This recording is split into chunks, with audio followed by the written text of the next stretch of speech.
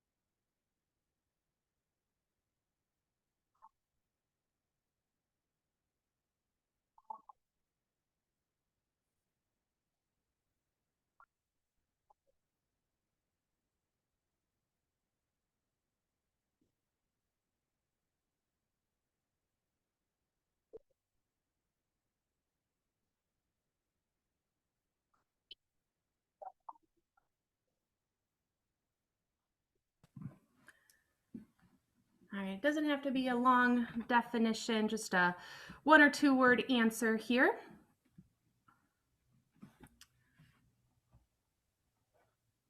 And it looks like all of them popped up, so you guys are doing great. We'll give you a couple minutes here to answer those questions. I'm sorry I don't have any Jeopardy waiting music for you guys, so we'll just sit in the silence.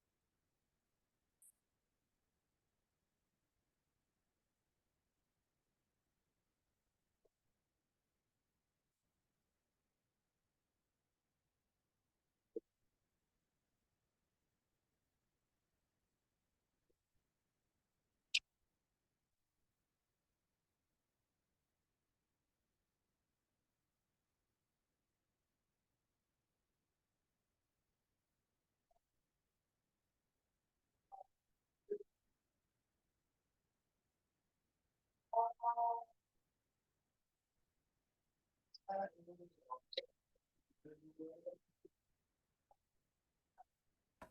right, I think I'm going to give you guys that 1 minute warning. I know it's kind of a lot here to go through all of those small and big losses. Just give you about 60 more seconds to get in your last minute thoughts on grief and loss.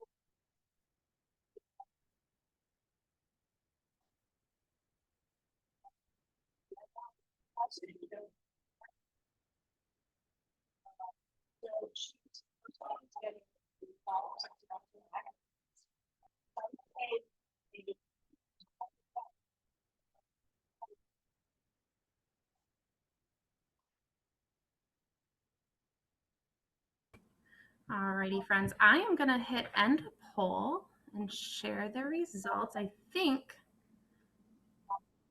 it should show us. If not, we'll be able to see the results at the end. Again, be patient with technology here. I'm just kind of going through what I can see on my end. Considering the small and big losses, small losses, you know, we can all agree of losing a job, a pet, a trust in a friendship, family heirloom, moving or a job transfer came up as a small loss. The big losses, again, were also considered a loss of a job, a loved one, divorce, health and financial stability, independent living and mobility, child leaving home, loss or damage after a home disaster is what I was seeing on my side. So the next slide kind of does a nice little recap of all of that. Maybe that was my cue. To the next slide, Kiana, my friend. Yes, I am. If you are, just one moment here. Technology. There it is. So that kind of goes over all of the fun little icons that we see on there, especially as support group leaders. I think we all have that compassionate heart to look at our members and just kind of remember that maybe small loss for some, maybe a big loss for others, just depending on how you see it and also where we're at in our lives. I think it's another thing is just making sure that you're always getting level with someone and seeing it through their eyes. And I think it's a reminder as a support group leader too, that it's not just your role, but it's also all of the members' roles to make sure that everyone is trying to get on that same level with that person that's experiencing that loss and that grief. So if you couldn't tell from our survey questions and what we've kind of been talking about, today we are going to be talking about grief. Talking about grief and loss on that one, and healing is the other part of the topic. I'm excited to introduce our friend and our speaker today. Her name is Patricia. Patricia is the community director of community relations for Assisted Hands Home Care. She's been in the field of arts and healing for over 40 years. She loves building community around creativity. Sounds like a great leader, doesn't it, of support groups too? Helping families talk about death and dying options and ideas that feels like a very positive thing to be involved with. And sorry guys. A positive thing to be involved with. And Patricia leads the Death Cafe, which is super exciting because we'll be able to kind of experience that Death Cafe here in a second or two. She really does a great job at providing that safe place to talk about and exploring death as a positive movement. So with that, Patricia, I am going to hand you over the virtual mic. And I think we'll take down these slides for you because you're going to do a great little example of that Death Cafe. And I am going to unmute our friends and mute myself since Emma Jean likes to be heard today. All right, so I think I'm off mute, yes? Okay. So I am in a situation where my earbuds don't match my laptop, so sorry about that, but I'm on my phone and my laptop and we make it work, right? Resilient people that we are. So thank you for that kind introduction. I had the pleasure of talking to Clemmy a while back about being a presenter for you all, and I just feel such compassion for the work that you do as support group leaders for folks who are dealing with the challenges of Parkinson's. We work with a lot of folks with various cognitive challenges and physical challenges through Assisting Hands Home Care in Rockville and Bethesda, Maryland. I don't know if any of you are familiar with that area, but it is become quite a resource area for folks with all sorts of challenges, and people are retiring to our area because we have so many great resources. So when I hear from families from different parts of the country and they say, oh, we don't have a respite coordination program, or we don't have a PMD Alliance chapter or whatever, I am like, oh my God, okay, let's get you connected. So one of my main jobs is as a resource support person, and that just happens organically. It's not my job title. I'm just passionate about helping people and making it work for them.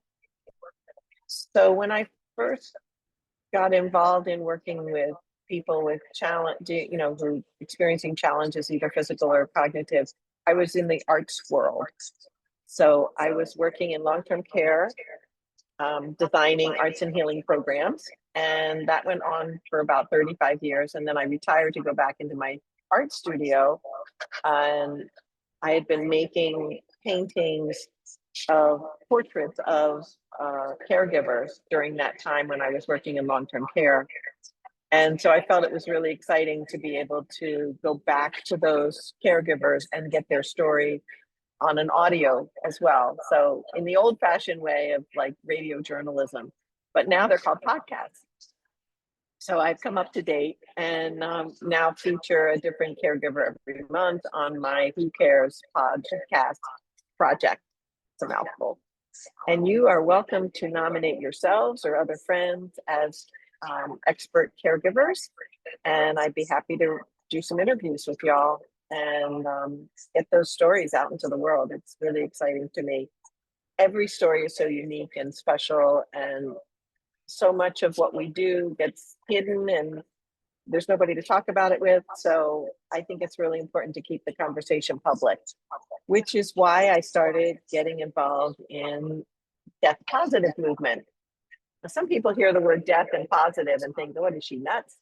But honestly, you know, at 67 with a 98-year-old mother living hale and hearty, I'm thinking, you know, when you live a full life and you die, there is something really positive about that. It's heartbreaking when youngsters or infants, whatever, folks in tragic accidents. I mean, that's all plan B, right? We don't think about that as the way to die. We just want to live our lives. And that's, if nothing else comes out of this conversation, that would be the most important thing, I guess.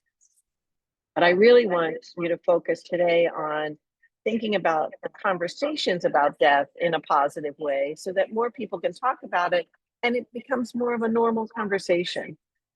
I don't know how many of you were part of the women's health movement back in the 70s and 80s, but when our bodies themselves first came out and started talking about the word vagina and we got to say it out loud, proud, it changed the whole power of it. And it became much more accessible for women to get healthcare specific to their needs. And I feel like that's where we're at with death right now, that we need to talk about it more so that more people can feel comfortable and get the weight off their shoulders if they're harboring that, or the heart calm.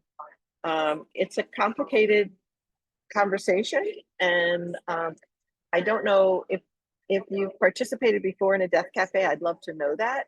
So maybe you can just like raise your hand or put it in chat or something like that. I can see it. I'm just looking back to see what. Okay. So I don't want to do all the talking. But what I'd like to do is give you a sample of what Death Cafe is like, and just let you know that Death Cafe was started in the UK, in the United Kingdom, by a group of people who got together over crumpets and tea and chatted about death in the cafe. So they called it Death Cafe. A lot of my colleagues and friends in the field have a really hard time with that title. So you can call it whatever you want, but we're going to talk about death and dying in a sort of positive way. And we're going to cover everything from advanced directives to feelings to ritual. The Death Cafe structure is set so that you're not supposed to talk about religion or politics, but I find those things come into planning for death for a lot of people. So I'm willing to allow it up to a certain level. Trained as a facilitator for many, many years. I if I cut you off, it's because I want to make sure that everybody gets a fair amount of time. So if somebody starts going down a rabbit hole of philosophy, I might say, hey, let's hold that thought for a minute and let somebody else share what's in mind. The only other rule that I put on Death Cafe is that if you hear a great story, that you either share it anonymously in the future or you ask the person's permission to share that story. There's no HIPAA compliance here, but I do feel like I want people to feel comfortable sharing deep thoughts, and I don't want them to feel like they're going to go around the corner and find out that their story has been shared on Facebook or something with their name. So it's just too much information sometimes. So if everybody can either give me a thumbs up or a nod, that would be great. Thanks. So let's start off. Typically, we start off with a round of what's your name and one expectation that you brought to the table today. So it can be anything from I'm curious to my mother just died and the funeral was a disaster, or I had this wonderful experience at a funeral. I want to share it with people. Whatever, we're open to whatever you want to do. So I'm just going to go around the chat room, and more people are coming in. So we'll keep reintroducing this concept that we're working on here for Death Cafe. So if I do a gallery view, there we go. So first up for me is Andrea and then Lauren. So if you want to come off mute. Sure. So I am interested in learning and just practicing talking about death and dying. I think it doesn't always come naturally to us. And I think, like everything, practice makes perfect. And I know I've learned through my personal life that when people don't say anything because they are worried about trying to say the perfect thing, that can really hurt.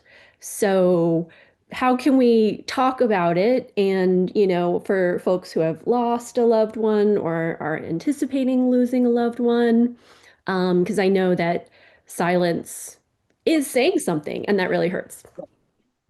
Thank you, Andrea. That's great. All right, Lauren and then Bernard. What I was interested in finding more about is, as a support group leader and having Parkinson's myself and having a ton of friends now who have Parkinson's and advanced Parkinson's, we seem to be losing a lot of people.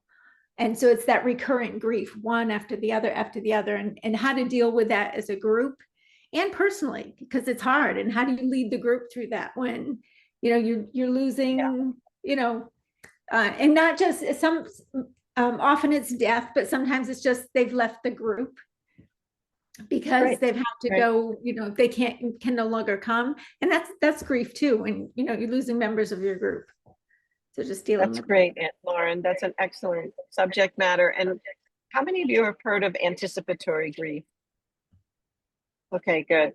Yeah, we'll talk a little more about that too. All right, Bernard and then Karen Williams.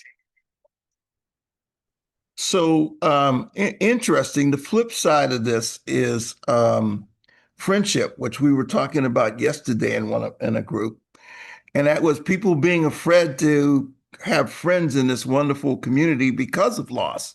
That they looked around and they just can't phantom handling one more death of a friend. And I was surprised that came up in a discussion about friendships and our associations, and that it dominated the time, that people were afraid, anticipatory loss. They one more. Exactly. And so part of my interest in today is I'm thinking about actually bringing this up in my dementia support group. And it's getting the balance of, some people have told me they just can't bring up compassion because they just can't take one more loss. I hear you. That's really powerful stuff. Great. Thank you. Karen and then Gregory.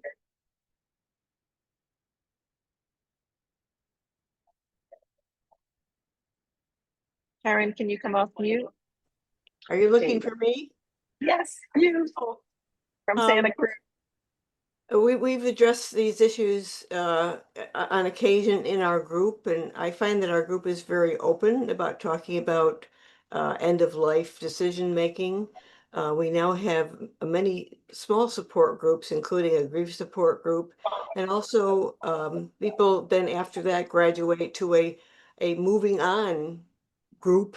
You know, people who've become friends because of their association with the group, and after they've lost their spouses, they continue to get together, and some of them continue to work with the group. We have one woman who lost her husband about a year ago, who's now working very hard to form an advocacy group for hospitalized Parkinson's patients, which is always a critical issue, safety of the Parkinson's patient in the hospital. So I think we're, you know, people in our group are pretty open about talking Yeah, about that's these. fantastic.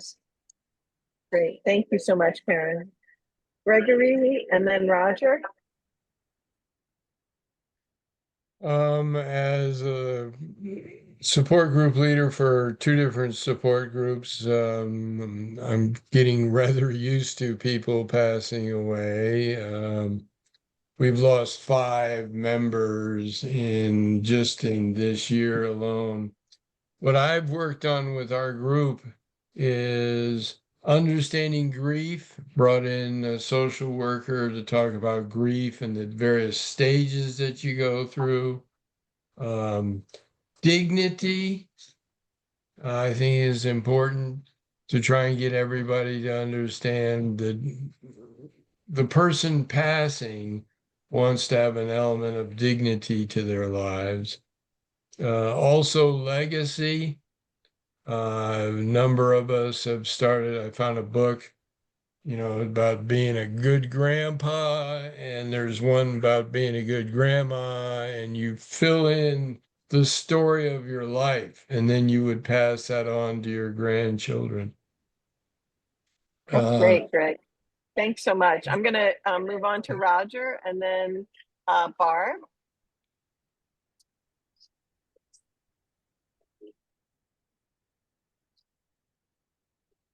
When we've been there ourselves, it's easier to get in other people's shoes.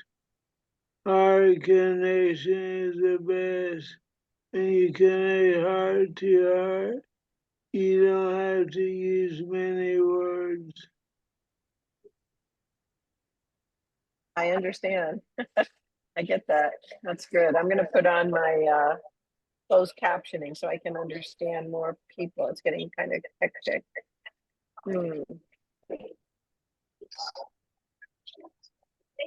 Thank you, Roger. Barb? Barb Skutka from Wisconsin. Barb should, great. I'm mostly interested in not just the grief of death, but the grief process of the continual loss, like we were talking about, and the process that you would go through and help people in your group go through. It seems like the common thread here. That's a good one. Thanks, Barb. Nancy and then Randy.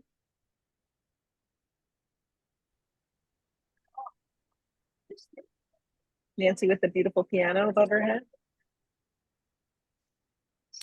Just come off mute. Probably looking, going, what in the world? Where is she in a storage unit or what? I'm in my living room because my office space is being occupied right now. And hi, everyone. I haven't seen some of you in quite a while. And I did not have my hand raised, but hi. Everybody's going around and we're introducing ourselves and saying one expectation of why you wanted to be part of Death Cafe today. Because that's what this is a okay. Say that template. One more time. Sure. I have one ear that one headset that doesn't work. So I can hear you, but I'm on a headset because I'm in a blended family. If strange animals suddenly show up around me, I don't mean people, I do mean animals. It's because I'm out in the main living space. Okay, I apologize for being late. That's okay. So the introduction is that this is a sample of what a Death Cafe would be like. And typically we would start off with an introduction. Each person says their name and one thing that they're came here expecting to do. So why don't you give that a word? I think Karen also you came in later too. So now you know Sure. what to do. Nancy Floodberg from San Diego, California. I am president of a local nonprofit for Parkinson's. I have been since 2017. In March, the end of March of 22, I finished 20 years as a caregiver for 3 different people, each with a different form of dementia and some other major underlying medical issue. Obviously, one of the people, my husband, had Parkinson's and Parkinson's dementia. And I am just now 3 3/4 years later, actually it was 3 years later, going through the grieving process. Mm-hmm. And part of that was because I, as a care partner and caregiver, you set aside the things that need to be attended to medically, personally, emotionally for yourself, because your priority is the person who has greater need. So right after my husband's passing, I was dealing with my own health issues. And my background is in psychology and neuropsychology. But I'm like, wait a minute, as this year hit, I'm like, what? I need to take time for me. Well, I was, but on the medical end of it, not the emotional, personal end. So I'm just now going through the grieving process, and I'm here because I like to learn. And I also Great. like to see friends and meet new people. That's great. Thanks, Nancy. You're welcome. We're going to move on to Karen and then Randy. Which Karen? Karen Malkin, you. Hi, Karen Malkin, New Jersey. We recently lost a very close friend to FTD, which is aphasia, the illness that Bruce Willis suffers from. And in anticipation of his death, we talked about it, and we decided that we were going to do a celebration of his life as part of the grieving process, so everybody can tell a story. And I guess I wanted not thoughts on, I mean, that's what we did and it worked out beautifully, but any other suggestions that you might actually have. Great. Thanks, Karen. Sorry for your loss. Thank you. Randy and then Katie. Randy Parker, Tennessee. I have Parkinson's and I'm also a support group leader. We've been losing a lot of friends with Parkinson's and without. And there are people that do not want to talk about death. And I think it's important, especially in this community. And wanted to learn more about how to deal with people. I'm with you on that one. That's a great subject. Thanks, Randy. Katie and then Pat Levin. Good morning. I'm Katie. I'm from Savannah, Georgia, and I facilitate 3 different support groups here and am a part of several others. And I think it's so important to have this conversation because you certainly don't want someone to really have an in-depth conversation about death and dying when it has personally affected them. And so I try and get ahead of that and have some presentations about palliative care and hospice care because, again, I don't want a patient to hear about that when they have to start initiating services. However, I think it's a balance a lot of times to present things when people are ready to hear them and to receive them in a positive way. So that's something that I try and be mindful about and would love to hear more tips on when it's appropriate so that the message gets through in the way in which it's intended. Yeah, that's great. Timing is all about how to communicate well, right? We need to know when are they open to receiving that information. Beautiful. Pat and then Ispas. Greetings, this is Pat Levin from Arizona. I'm a group leader as well as a care partner for my husband and my sister. My question is how to announce losses to the group without bringing down a meeting. A former group leader would start every meeting with announcements about who we've lost, and it really was not a great way to start every meeting. We now just put it in our newsletter, and I'm not sure that feels right either. So just wondering how people have found a means of doing that that's supportive. Super important. Got a story to tell about that later. Esther, and then, oh wait, I said Ispus, and then Esther. I think that. Hey everybody, my name is Esther. I have young onset Parkinson's and I co-run the support group in El Paso, Texas. And I mean, I'm just here to learn. I've obviously am in a different position because pretty much the overwhelming majority of people in my support group are older and in a different, stage of their lives. And so I've been trying to encourage them to, share things, but I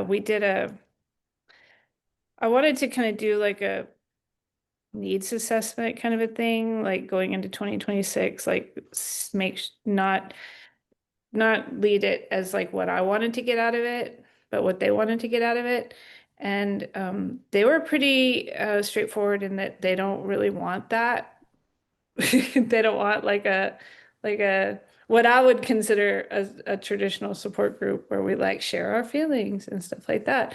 I think the feedback I got was that's why they go to church and that's why they have friends. And so they have asked me to just bring like expert speakers, which I'm happy to do, but I don't know. I'm new to all of this. And so maybe that's something that kind of happens over time as we build trust and get to know each other better. Maybe that's how this works. First step, though. That's a great first step, and it can open lots of conversations by having special guests. So we can talk some more about that too.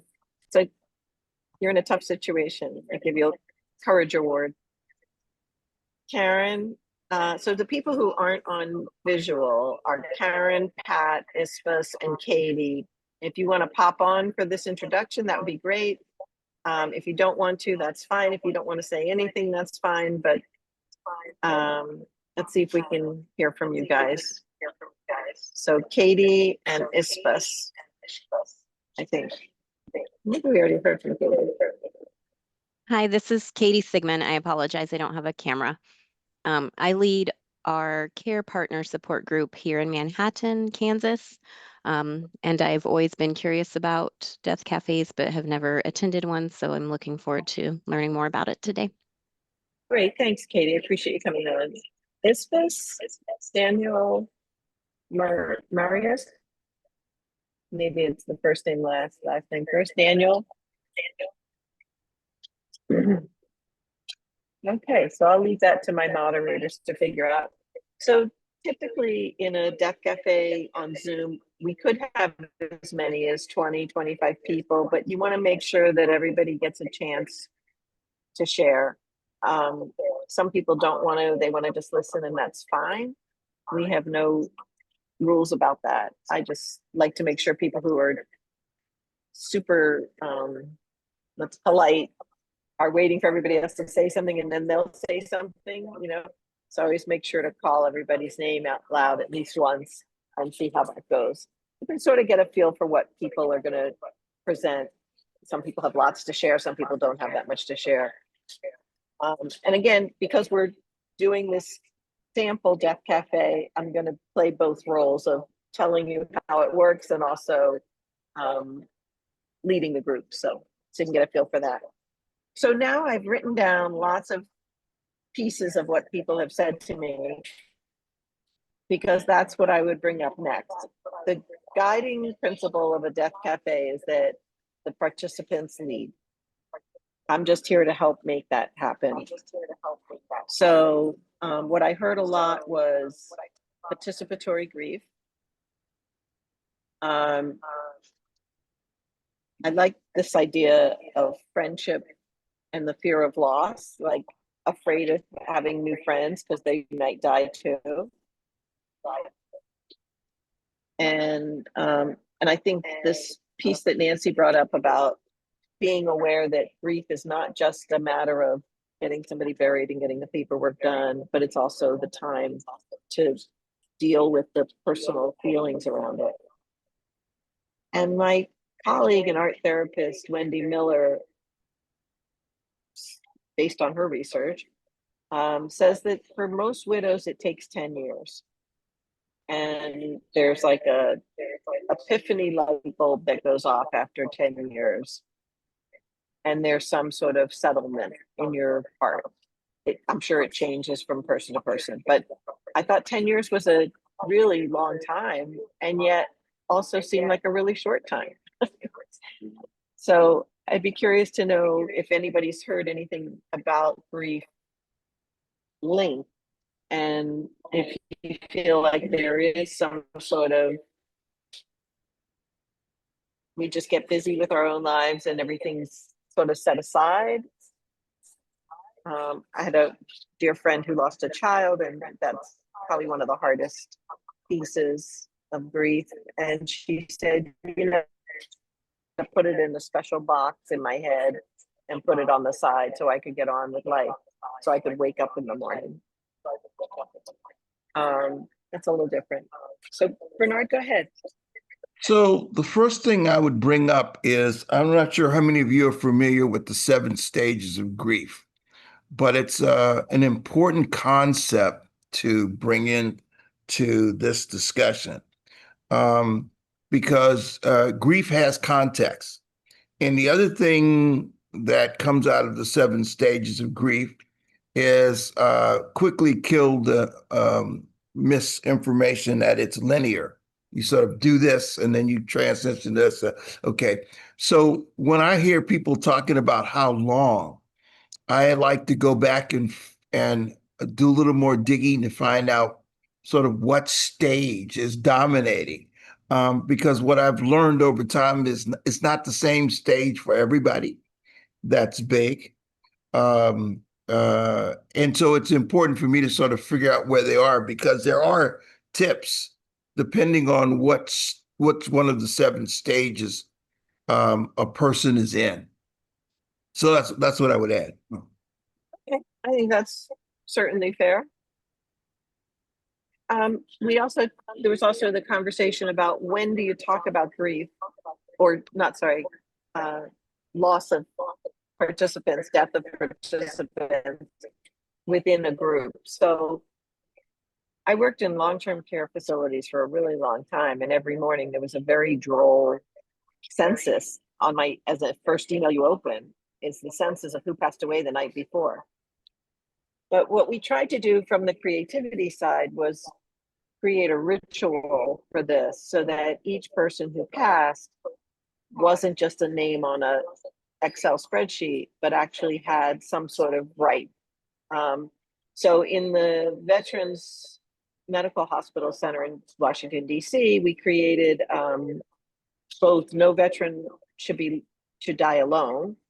So there were volunteers brought in as hospice was brought in if we knew, and or the nurses on the unit were charged with sitting with a veteran through the transition.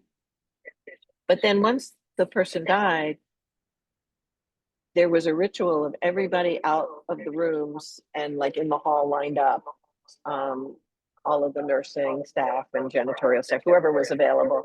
And then the corpse already enclosed in a plastic bag and with a flag on top, and the flag of whatever branch of service they were in would then be rolled down the hall to the elevator to the morgue. And those who found it appropriate would salute, and others would just stand in silence. And then there would be some sort of little after party if the family wanted that. So people could talk more casually. So that's just one example. But what have you found people are choosing in terms of within the group as, trying to think who that was, sorry. I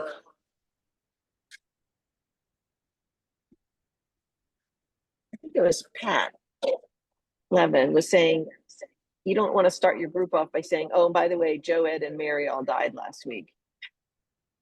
So what is a ritual that you might be able to put together, or have you used any, to honor those folks and not just say their name?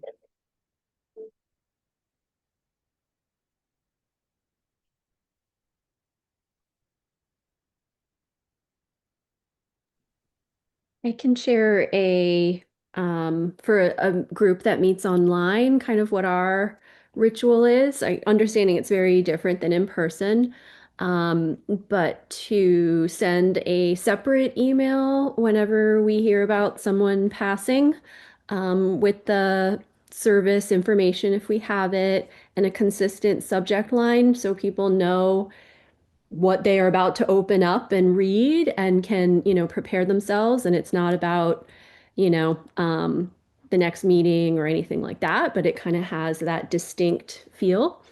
So that's I don't know if that even counts as a ritual. Sure, absolutely. Absolutely. It's intentional. You created this email that's going to go out.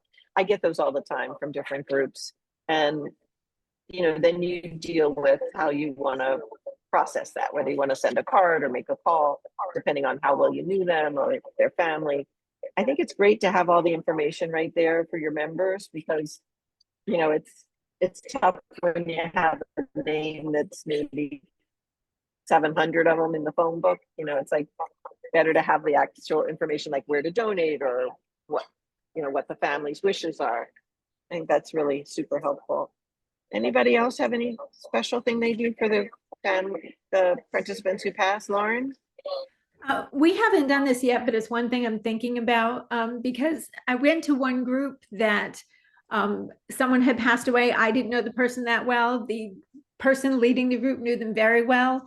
And the whole meeting was all about the person who had passed away. And the new people in the group felt extremely uncomfortable, and some of them didn't come back. So what I thought about doing, and I'm not sure, we haven't done it yet, is like setting up maybe a separate time, hey, if anyone wants to get together and go, talk about so-and-so, we're meeting for coffee on such and such a day. That way it removes it from the regular group meeting, because I don't think it's necessarily appropriate in the regular meeting. I mean, you don't want to dismiss it, you don't want to ignore it, but I'm not sure, especially for people that are new to the group or didn't know the person that well, that it's the place to mourn and grieve together over that. Right. So I think honoring the folks who are affected by the death by saying, we could connect on another day or at a different time, or we could stay after for 5 minutes and we're going to have this special time, and then decide what to do after that, sounds reasonable and supportive. I think we're all going to die. So anticipatory death is out there for all of us. We all have a plan A, and most of us die with plan B, C, D, E, F, or G. So I think just saying that to the group also helps folks feel a little more, it's okay to talk about this in this group, but we have new people today and we want to make sure they understand how we support other things besides dying. Again, just taking some of the power out of the word. It's in many traditions, if you stop saying the name out loud, then that person's memory fades. So saying the name, I think, is a great ritual too. You could say, we're gonna, part of the agenda today is to mention the names of those members who have passed before us. And you rattle off whatever 5 names or however many names have happened in that group during a particular amount of time. These are just ideas you can adopt or not. Roger, did you want to add something else? You had your thumbs up. I just agree. I like what was being said. It's affirming the speaker. Okay, thank you for that. So one of the other things for death, it can be the reward of a life lived. And if it's not a tragedy,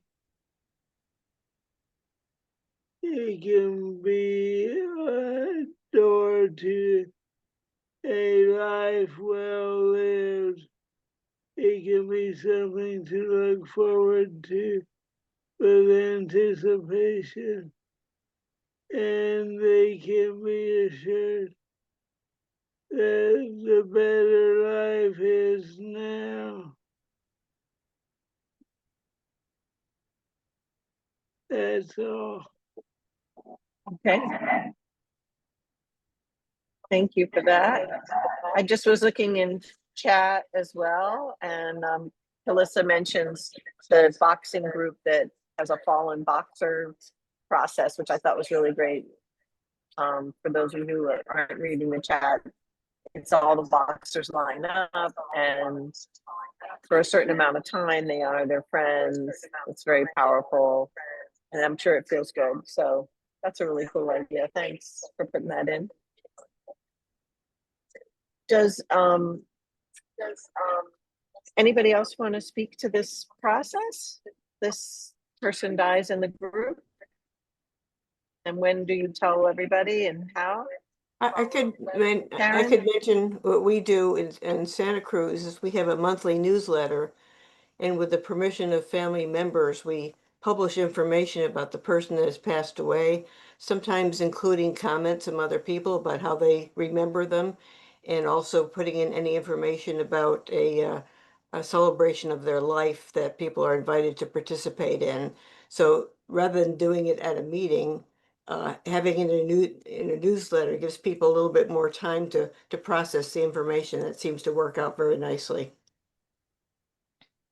That sounds great. Anybody else? Well, I hope that gives some ideas to our friend who was looking. You know, ritual is a great tool, and I can't tell you, it's kind of like the difference between a labyrinth and a maze, right? A maze is meant to thwart you, but a labyrinth you walk without thinking because it's a given path with an ending and a beginning. And that's kind of the way the death announcements can be. If people know ahead of time that this is what it's going to look like, there's a lot more comfort in it.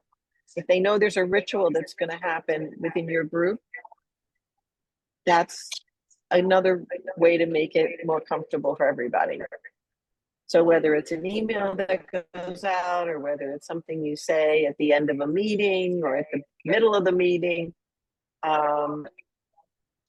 or maybe you all meet in a park and do something special once a month for all the memories of everybody who passed that month. But it's a good thing to figure out.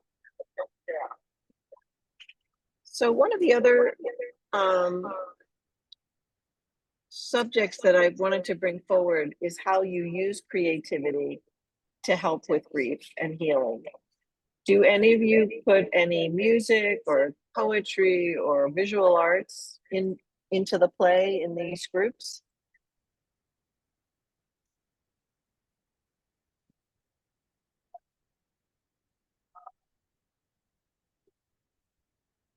Oh, so we have a place we can learn a lot then, sounds like. I'm just trying to see if I have a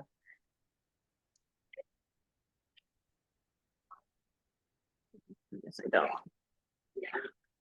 I'm woefully tech deficient today, but anyway, so creativity is a huge, huge vehicle that you can use in your support groups. Whether you're writing a haiku, which is a standard Japanese poem of certain syllables, 3 lines, or whether you're making up your own haiku regimen, or whether you're writing free verse or rhyming verse, poetry is really underutilized in our world. It's, you know, it's not the first book that most people go to when they look in the bookstore in the library, but I got to tell you, poetry and death are so beautifully linked. We have one fellow that shows up almost every month for our international death cafe that I run, and he always brings a poem. It's awesome. So getting a group to write group poem about a person who's just passed is a great way for healing, and offer something that maybe you could even send to the family later from the group. So it's like a group condolence card, but in the form of a poem. And then if you're going to do something that you send out or not, making a visual representation of this person and what they meant to you. It doesn't have to be a literal picture of the person, but the feeling and abstract with colors can be super engaging and help everybody in the group feel connected to that person. So you can make a little note card and put the artwork on the cover of the note card, and then put the note inside or the poem inside, and either keeping it for yourself or sending it to the family, or maybe sending it to one of the other support group folks who felt particularly crushed by this death. All of those possibilities are really helpful in healing. And then, of course, having a song. Greg, I'll be right there. So if there's a particular kind of music that the person loved or talked about, and you just want to play that song, that's worth $1 million. Greg, go ahead. I don't want to miss your thought. Making art. This is a sample of what we do with our group.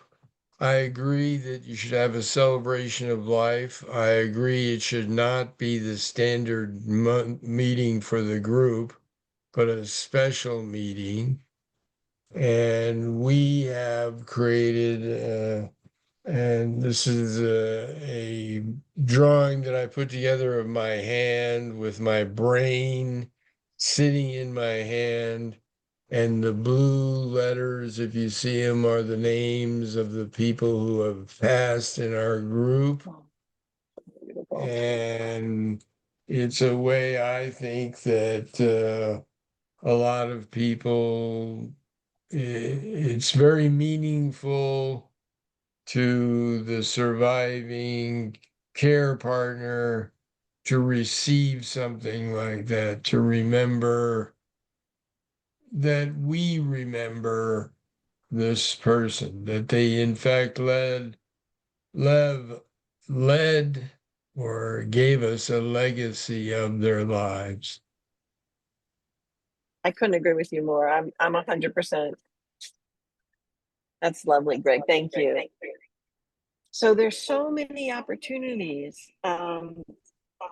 There's certain songs, again, we don't usually dwell on the religious side in Death Cafe, but some people are religious. So it's nice to know if there's a particular song that would make a difference to them if y'all sang it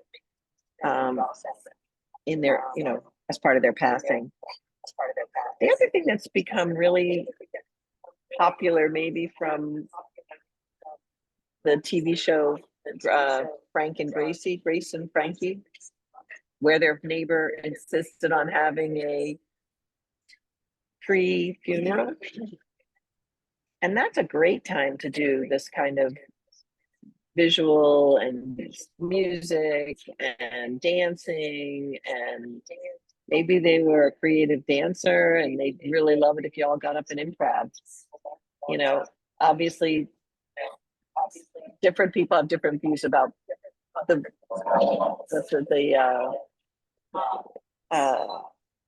voodoo around having a funeral before your time, but I think if you're a person that's open and excited about the process, not that you're not going to miss people, but that it's down the road and it's coming up sooner, and you'd rather see your friends alive than have them get together when you're dead, I think it's important to think about that in terms of anticipatory grief and how to help ameliorate that. Anybody have any thoughts on that? Anybody put together or attended a pre-funeral?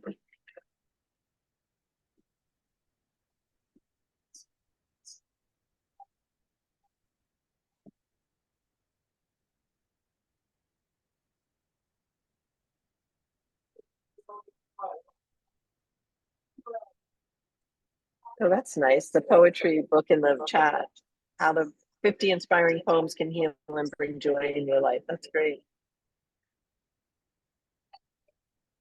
So that's another option you have. And then we talked about, okay, so I wanted to talk a little bit about end of life and palliative care. So most of you are versed in palliative care and hospice. It's amazing how many people are not, right? As support group leaders, you've probably had special training in this field. Is that thumbs up? Most people are familiar? Okay. So the best gift you can give your support group participants is to make sure that you help them understand what the philosophy is around end of life, palliative care, hospice care, what it brings in for the families. I think one of the things that often gets missed is that the whole family is supported by hospice, not just the person who's dying.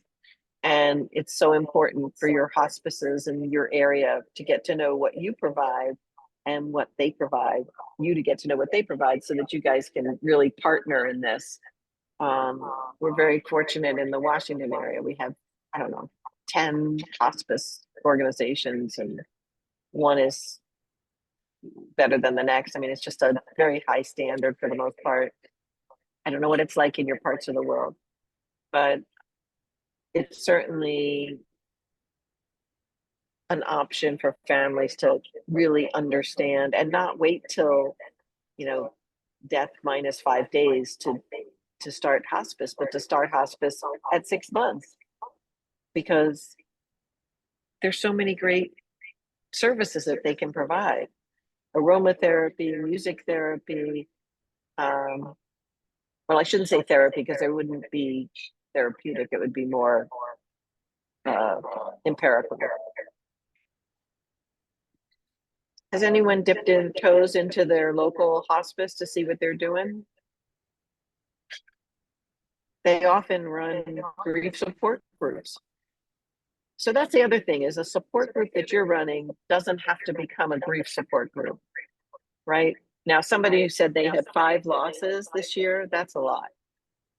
So you basically become a grief support group.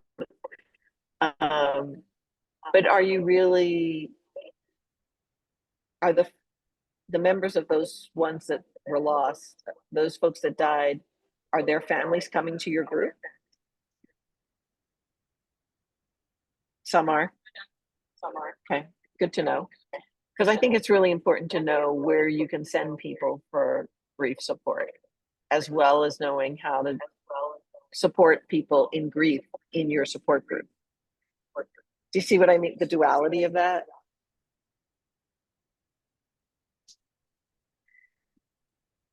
So go ahead, Greg. One thing that I have found that seems to work well is every year that we lose various members of our group we have a Christmas party on our December group meeting. And I always take the time to personally invite the surviving care partner to the Christmas party. And surprisingly, a lot of them show up and come. Yeah. I think people are looking for ritual around death, and their churches may not provide enough. They may not be church goers or whatever faith-based group they're in. And so that reaching out to them from your group is just beautiful, really sweet. Might be something other folks want to start putting in their system.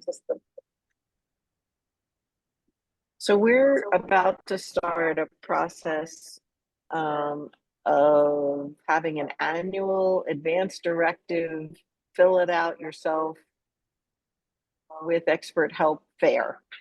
We haven't come up with a better name yet, but you get the gist of it. So it's basically sponsored by the End of Life Palliative Care Coalition. And the idea is to bring in attorneys and other folks who are familiar with advance directives and help people fill them out. And on the Advance Directive Day, which is April 15th or 16th, I guess. Tax day is the 15th. It's the 15th. So that should be kind of an interesting way to start connecting people and having conversations, because you don't do an advance directive unless you're ready to start talking about your own death. So is that a subject that comes up a lot in your groups? Go ahead, Nancy. I just last month at our live group, and then at the virtual groups as well, did a whole training on vial of life and either advanced healthcare directive or POLST, physician's orders for life-saving treatment.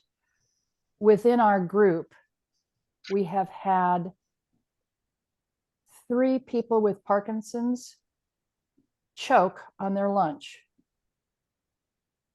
2, and not, I mean, it comes, don't mean to be flip, it comes with the territory. You have trouble swallowing as you become more advanced.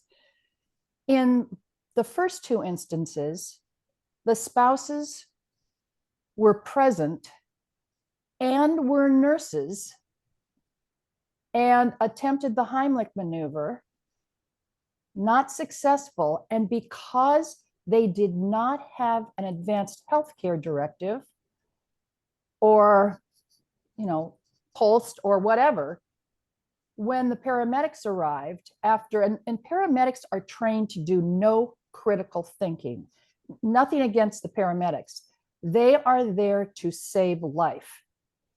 And if you don't have a POLST or an advanced healthcare directive, they are going to work on your loved one until they determine, or in tying into their base hospital, the ED doc determines, the person's asystole for X amount of time, meaning flatline, call it.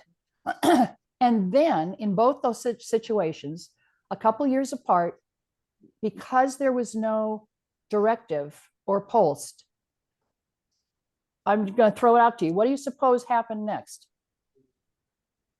Anyone want to give a wild guess as to what the next steps were that the EMTs have to do?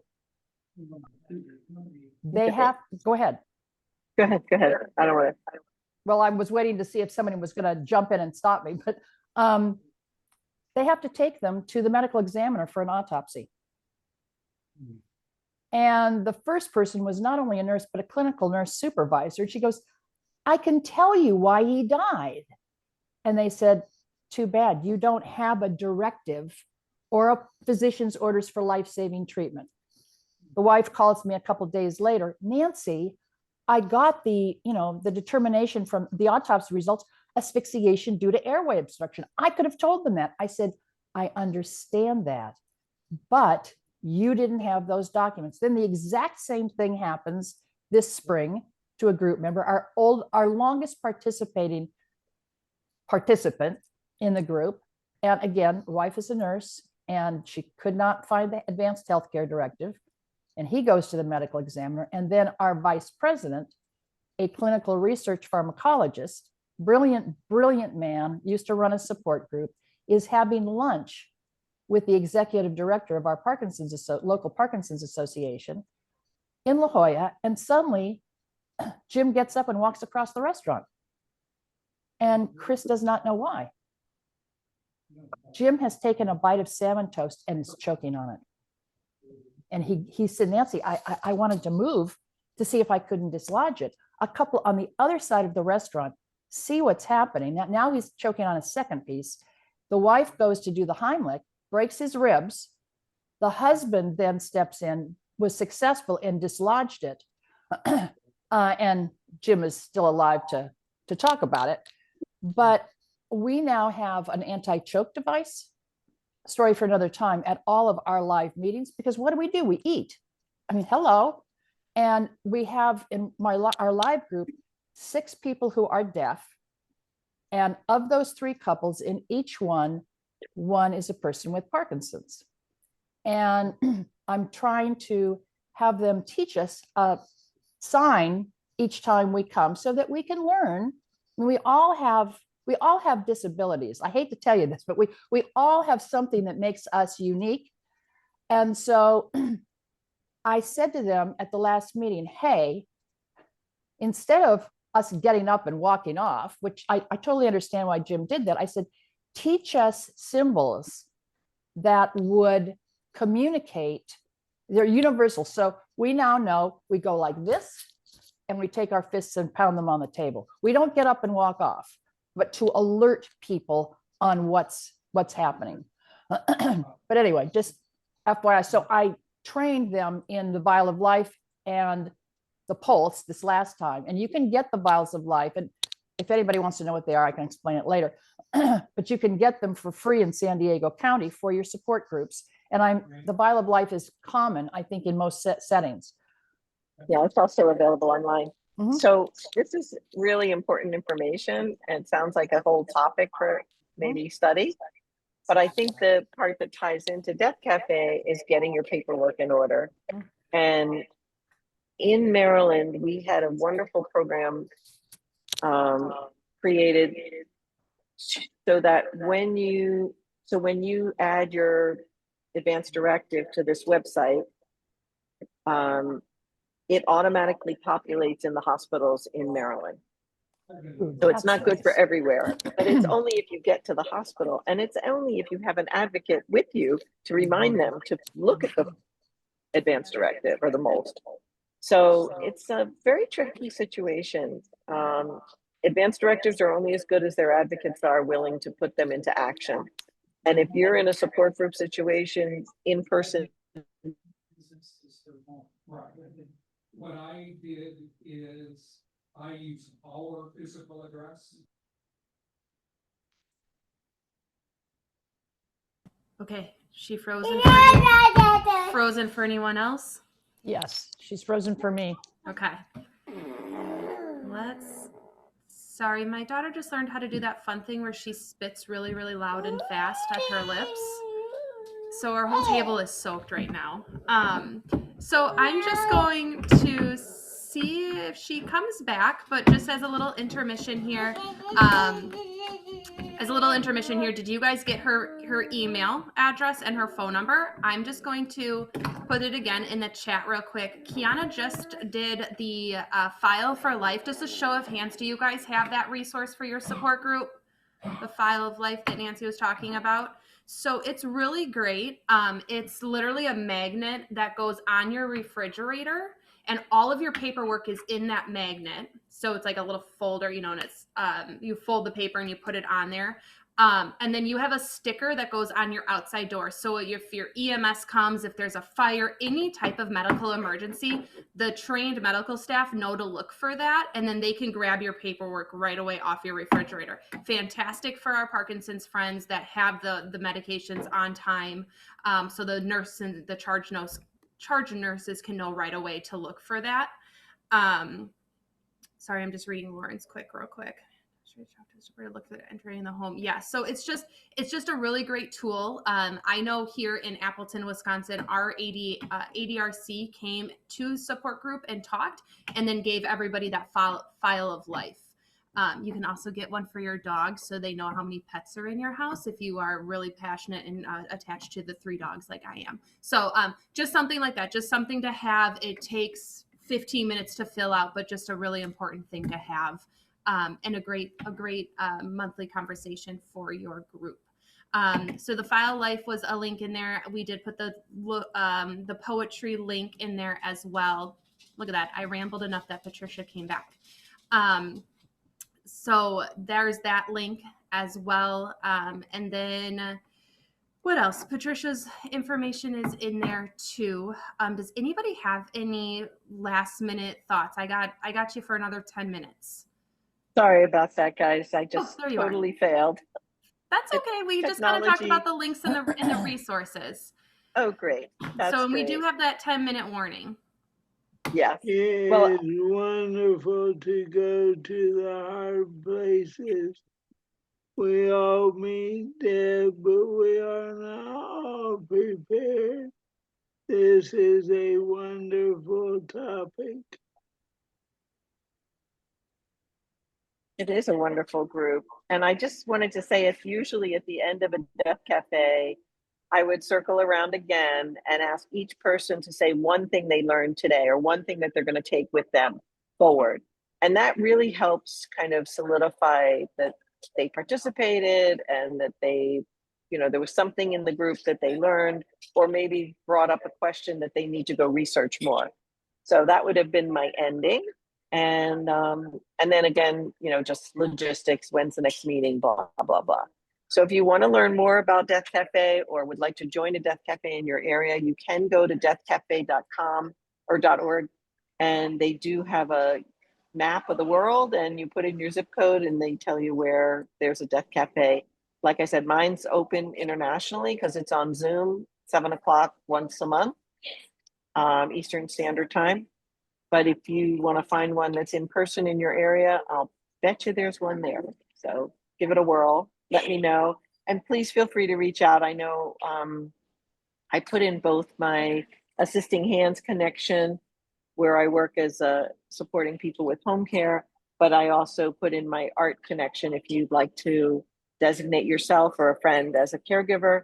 Love to have the opportunity to hear your story and make a podcast for you and your family. It's a great legacy gift. We talked a little bit about legacy, but that's a whole nother subject. As you can tell, Death Cafe can wind its way around lots of different subjects. So I really appreciate you all sharing so openly and being so kind to me in my technology world.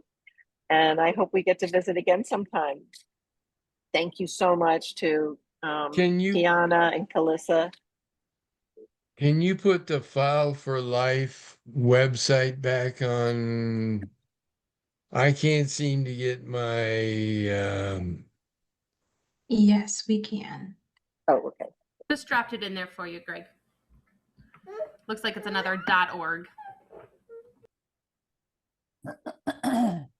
Okay, well, in true PMD Alliance fashion, just because I've never got to do this, so just make me happy, you guys. Why don't you make sure your cameras are off, and let's do our wave of gratitude for our friend Patricia. Can't do a round of applause with everyone on mute, but we just like to do a wave of gratitude. Thank you so much for your time. Thank you for this challenging topic. I know it gives us just that breath of fresh air to say, you know what, this is normal. Let's normalize this. Sometimes you got to scream So is baby to make you crying. feel better. And, you know, you guys just go out there and keep being the superheroes in your communities. And Clemmy, we'll see you guys next month. All right? Thank you all so much. Have a great Monday. Bye, guys. Bye-bye. Bye-bye.